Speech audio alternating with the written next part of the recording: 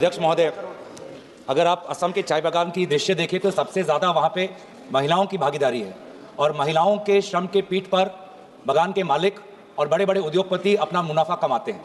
लेकिन जब भी वार्तालाप होता है बागान के मालिकों के बीच, यूनियन के बीच, सरकारों के बीच, तो उन चर्चाओं में महिलाओं की भागीदारी ना के मुमकिन है, जिसके कारण महिलाओं की जो वास्तविक समस्या है, चाहे वो टॉयलेट की समस्या हो, चाहे वो स्वास्थ्य अनीमिया की समस्या हो, चाहे वो ड्रग्स की समस्या हो, चाहे वो शराब की दुकान की समस्या हो, चाहे घरेलू हिंसा की समस्या हो, इन समस्याओं को लेकर जो व्यापक चर्चा और सिद्धांत उन सरकार और इंडस्ट्री के बीच में, यूनियन के बीच में जो होनी चाहिए, नहीं होती और इसलिए सबसे ज़्यादा उत्पीड़ित हमारी महिला श्रमिक हैं। मेरा दरखास्त है वर्तमान के हमारे सरकार से कि क्या वो एक ऐसा प्रस्ताव लाएंगे जहां पर इंडस्ट्री, यूनियन और सरकारों के बीच में जब चाय के उद्योग के साथ जब वार्तालाप हो तो उसमें महिलाओं की प्रतिनिधि उस पर सुनिश्चित हो, महिलाओं की प्रतिनिधियों की संख्या होनी चाहिए ऐसे इंडस्ट्री, गवर्नमेंट और यूनियन के वार्तालाप।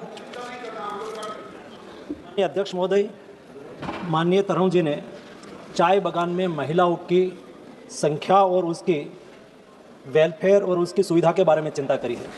माननीय अध्यक्ष महोदय, मैं माननीय सदस्यों को बताना चाहूँगा कि कोई भी क्षेत्र हो जहां महिलाएं काम करती हो, ये प्लांटेशन क्षेत्र हो या तो कोई भी व्यवसायिक क्षेत्र हो, वहां उसको समान वेतन मिले, उसकी हेल्थ की चिंता करी जाए, उसका रहने, उसके बच्चे के लिए ट्रेच की व्यवस्था हो और उसको मैटरनिटी की फैसिलिटी मिले और हाइजेनिक सिचुएशंस में काम कर पाए।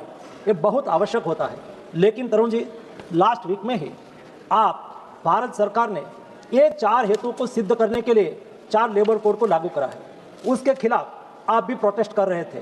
जब आप प्रोटेस्ट कर रहे थे तब आपके मन में जो सचमुच में ये चिंता होती कि हमारी प्लांटेशन महिलाओं, हमने व्यवस्था सुनिश्चित करी है कि प्लांटेशन में काम करने वाली महिला उसको अच्छा ड्रिंकिंग वाटर मिले, किचन की फैसिलिटी मिले, पहले क्रेच की व्यवस्था 50 वीमेंस हो उसको भी उपलब्ध हो, ये व्यवस्था हमने ये लेबर कोड में सुनिश्चित करी है। उनके अलावा जब कोई हैजार्डस वर्कर्स में कोई काम करती है महिलाएं, ऐसी स्थिति में 1 रुपये से 1 करोड़ रुपये तक का इलाज के लिए कोई भी खर्च करने की चिंता हो तो आयुष्मान भारत नहीं, आपने क्वेश्चंस में तो पूछा है कि क्या उसको आयुष्मान भारत की सुविधा मिलेगी। जी, आयुष्मान भारत से आगे जाके ESIC का लाभ भी देश की सभी महिलाओं को मिलेगा।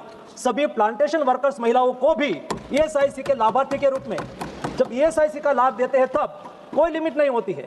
1 रुपये से 1 करोड़ रुपया से भी अधिक कितना भी खर्च हो तो उसकी स्वास्थ्य की भी चिंता की जाएगी। आपने ये भी चिंता व्यक्त करी है कि महिलाओं की संख्या ज़्यादा है। बात सही है, प्लांटेशन वर्कर्स में आज 12 लाख से अधिक प्लांटेशन वर्कर्स काम कर रहे हैं, उसमें अधिकतर महिलाएं हैं।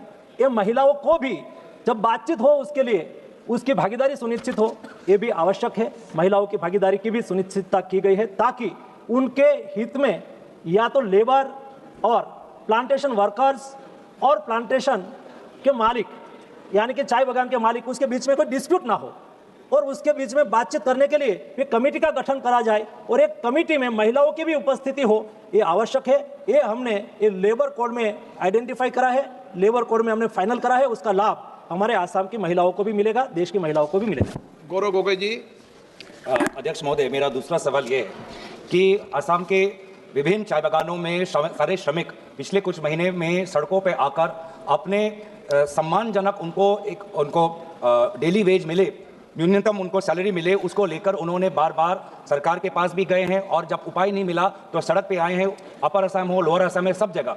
तो उनकी मांग ये है कि उनको कहा गया था कि सरकार अगर असम में आएगी तो 351 रुपीज़ उनको डेली मजदूरी उनको मिलेगा, जबकि वास्तविक में आज ब्रह्मपुत्र वैली में 250 रुपये मिल रहा है और बराक वैली में सिर्फ 228 रुपये मिल रहा है। मतलब असम में ब्रह्मपुत्र बराक में भी समान वेतन उनको नहीं मिल रहा। तो मेरी मांग ये है कि मजदूरों की जो मांग है और आपकी सरकार की जो प्रस्ताव है कि मजदूरों को न्यूनतम वेतन 351 रुपीज़ मिलना चाहिए, सरकार कब ये सुनिश्चित करेगी?